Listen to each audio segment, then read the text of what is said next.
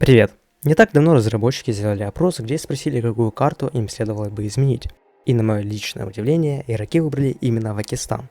Что ж, Velasquez переделал эту карту и показал нам результат. И на самом деле, карта изменилась до неузнаваемости, однако при этом он назвал свое творение реворком.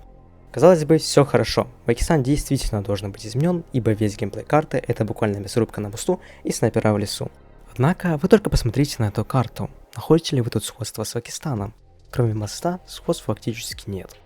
Да, не спорю, карта выглядит намного красивее, чем это было раньше. Но суть в том, что слово реворк теряет весь свой смысл, ибо единственное, что осталось от карты, это лишь мост. Не пожалели убрать и реку, которая была достаточно важным компонентом карты, а вместо нее добавили китайскую стену. В общем, от старого Пакистана осталось лишь название.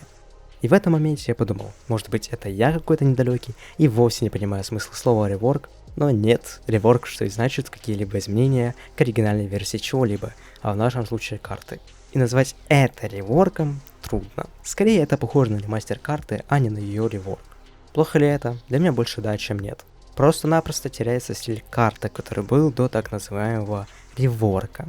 Но тут также стоит учитывать и мысли разработчиков. Возможно, они хотят полностью переделать стиль Пакистана к выходу игры в глобальный релиз. Да, если вы не знали, игра все еще находится в раннем доступе. И уже после релиза переделать новый Пакистан под его новый стиль.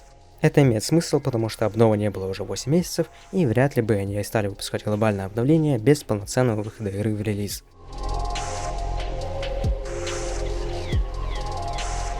Собственно, Velasquez поделился с нами картой нового Пакистана, и тут есть что сказать. Из самых очевидных изменений увеличили мост в 2 раза по длине и по ширине, что забавно, ведь с каждым обновлением Пакистана мост становится все больше и больше. Помимо увеличения моста, под ним также появилась территория, в которой игроки будут перестреливаться очень часто. Также можно увидеть, что играбельная зона стала меньше, но оно и не мудрено, ведь в старом Пакистане в лесах почти никто не бегал. Как можно заметить, убрали речку, а за место нее стоит огромная китайская стена, которую, к счастью, можно разрушить. Насколько это хорошее решение убирать реку, сказать трудно, ведь лично мне речка в Пакистане дополняла общий вид карты и ее геймплей. И заметного бункера теперь не существует, его место занял так называемый контрольно-пропускной пункт, либо же чекпоинт. И как по мне, это просто позор, ведь заменять 2 легендарных бункера на один маленький чекпоинт достаточно глупо. То есть мало того, что объекты, которые ассоциируются у людей с Пакистаном, просто убраны, так еще и территория на центре моста стала в разы меньше. Это были все заметные изменения в реворке Пакистана. Из малозначительных изменений зачем-то поменяли стороны США и России, лес стал более густым и чисто теоретически зона боевых действий рассосалась на всю карту. То есть если раньше бои велись на мосту и лишь изредка на всяких станциях и лесах, то сейчас эта зона распределилась по всей карте, что достаточно круто. В целом карта глобально изменилась, и это видно невооруженным взглядом. Мне нравится, какой она имеет внешний вид сейчас, однако раньше все же было лучше.